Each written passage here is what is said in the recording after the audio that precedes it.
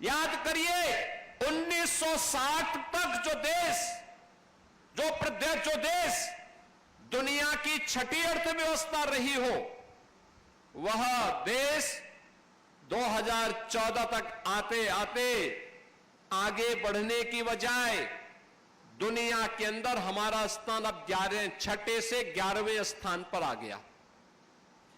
11वें में प्रधानमंत्री मोदी जी के समय 11वें स्थान की अर्थव्यवस्था होने के बाद जब मोदी जी ने प्रयास प्रारंभ किया, विकास के माध्यम से एक मंत्र देशवासियों को दिया कि विकास सबका होगा, साथ सबका लेंगे, बिना भेदभाव के हर एक जगह का विकास करेंगे।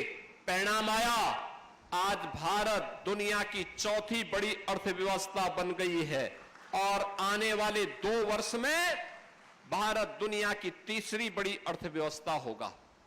भारत का तीसरी बड़ी अर्थव्यवस्था होने का मतलब दुनिया के सामने भारत की एक उज्जवल छवि दुनिया के सामने भारत की ताकत का एहसास कराएगा। दुनिया के सामने भारत के लिए अपनी भारत के नागरिकों के लिए पहचान का संकट नहीं खड़ा होगा। भारत ने अगर इस यात्रा को आगे बढ़ाया है तो उत्तर प्रदेश ने भी अपनी इस यात्रा को प्रधानमंत्री मोदी जी के मार्गदर्शन में सफलतापूर्वक आगे बढ़ाने में मदद की और उसे आज जिस बात का हकदार उत्तर प्रदेश था, उत्तर प्रदेश को उसकी उस स्थिति तक पहुंचाने के लिए भरपूर प्रयास किया। पिछले 8 वर्ष में डबल इंजन की भारतीय जनता पार्टी की सरकार के प्रयासों का सुपरिणाम है कि प्रदेश जब हम लोग आए थे 2017 में, यह उत्तर प्रदेश देश के अंदर 7वें स्थान पर गिना जाता था और आज उत्तर प्रदेश देश के अंदर नंबर 2 की अर्थव्यवस्था बन चुका है। बहनों और भाइयों, यह तब हो पाया जब सुरक्षा का वातावरण था। इन गुंडों के खिलाफ, सत्ता पोषित गुंडों के खिलाफ, पेशेवर माफियाओं के खिलाफ जब कार्रवाई हुई तो उस कार्रवाई का परिणाम था कि निवेशकों में एक नई आशा की किरण फूटी। उनको लगा कि नहीं, अब हम सुरक्षित हैं। दंगाइयों के खिलाफ कार्रवाई की गई तो प्रदेश के अंदर लोगों के मन में एक विश्वास पैदा हुआ कि हमें विकास की बात करनी है और जब यह देश विकास के पथ पर अग्रसर हो, उत्तर प्रदेश अपने आप को उससे अलग नहीं कर सकता है, क्योंकि देश की आबादी का हर 6ठा व्यक्ति उत्तर प्रदेश में निवास करता है। हम उससे अपने आप को अलग नहीं कर सकते और इस दृष्टि से पिछले 8-8.5 वर्ष के अंदर जो विकास उत्तर प्रदेश के अंदर हुआ है, आज उसने उत्तर प्रदेश को एक पहचान दी है। उत्तर प्रदेश आज उस दिशा में तेजी के साथ आगे बढ़ा है। आज उसी का परिणाम है कि 17 के पहले जिस प्रदेश में कोई निवेश नहीं आता था, जो निवेश था वो यहां से भाग रहा था, आज वही प्रदेश अपने यहां 45 लाख करोड़ रुपए के निवेश के प्रस्ताव लाने में सफल होता है। अपनी सेक्टोरियल पॉलिसीज के माध्यम से, अपनी शुद्ध नियत के माध्यम से उनमें से अब तक 15 लाख करोड़ रुपए के निवेश के प्रस्ताव को जमीनी धरातल पर उतारने में सफल होता है और उसके माध्यम से 60 लाख नौजवानों के लिए नौकरी के अवसर भी उपलब्ध करवाता है। अनुमान कर लीजिए कि अगर एक श्री सीमेंट 3500 लोगों को प्रत्यक्ष और अप्रत्यक्ष रूप से नौकरी और रोजगार दे सकता है, कोई कारण नहीं कि प्रदेश के अंदर 15 लाख करोड़ रुपए के निवेश के प्रस्तावों के माध्यम से 60 लाख नौजवान नौकरी और रोजगार न पा सकते हो। पाया है और आगे भी जो निवेश के निरंतर प्रस्ताव प्राप्त हो रहे हैं, इसमें भी नौकरी की नई संभावनाओं को आगे बढ़ाने का कार्य किया जा रहा है।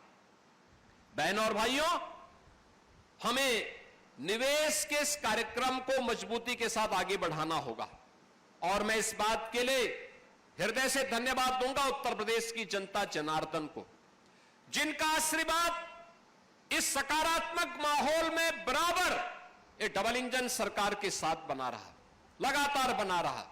और उसी अभियान के साथ आपको जोड़ने के लिए ये केवल एक यूनिट का उद्घाटन नहीं, एक प्लांट का उद्घाटन नहीं, श्री सीमेंट हमारे साथ हमारा पुराना उत्तर प्रदेश सरकार का सहयोगी है, जो प्रदेश के अंदर निवेश करने के लिए उत्सुकता दिखाई है।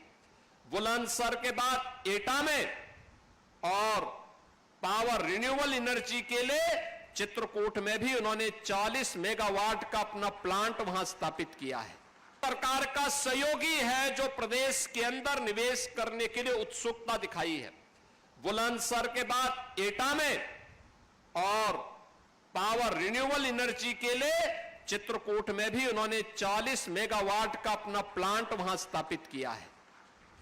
हमने प्लांट के लिए उन्हें सुविधा उपलब्ध करवाई है कि एक आपको हम ओपन एक्सेस की सुविधा देंगे कि आप पावर वहां जनरेट करिए और खर्च यहां कर लीजिए। हम आपको ये सुविधा उपलब्ध करवाते हैं। परिणाम है कि उनके द्वारा जो ग्रीन एनर्जी वहां बनाई जा रही है, सोलर पावर वहां तैयार की जा रही है, उसका उपयोग करने की सुविधा उन्हें इस प्लांट में यहां उपलब्ध करवाई जा रही है। यह सरकार की नीति का परिणाम है कि सरकार ने यह सुविधा उन्हें दी है। सरकार ने उन्हें हर प्रकार से सुरक्षा के साथ जोड़ा है और प्रदेश में जब इस प्रकार का माहौल बनता है तो उस प्रदेश के युवाओं को फिर यहां से पलायन नहीं करना होता है। उस प्रदेश के लोगों को, नौजवानों को नौकरी के लिए देश और दुनिया के सामने नहीं जाना होता है। आज सरकार के स्तर पर भी नौकरी दी जा रही है। अभी हाल ही में आपने देखा होगा उत्तर प्रदेश पुलिस बल में हमने 60,244 पुलिस की भर्ती की। एटा के भी तमाम नौजवान भर्ती हुए। उन नौजवानों को आज अपने ही प्रदेश में बिना भेदभाव के नौकरी मिल रही है, बिना चेहरा देखे हुए नौकरी मिल रही है।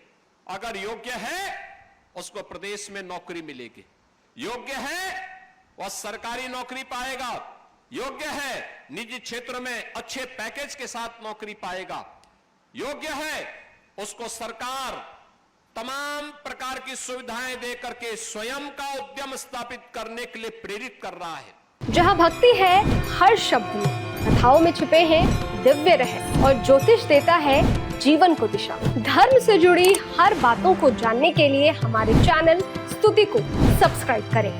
चैनल पर जाने के लिए इस लिंक पर क्लिक करें।